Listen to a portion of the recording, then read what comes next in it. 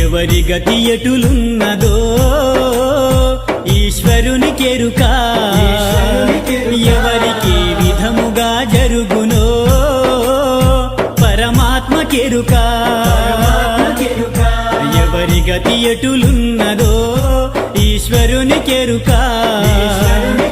ఎవరికి విధముగా జరుగునో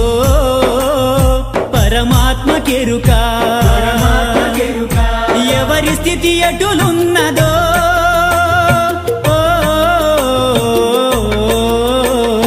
ఎగసి ఎగసి పడుటే కాని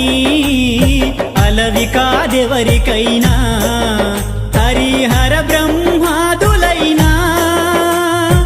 అనుభవించక తీరదు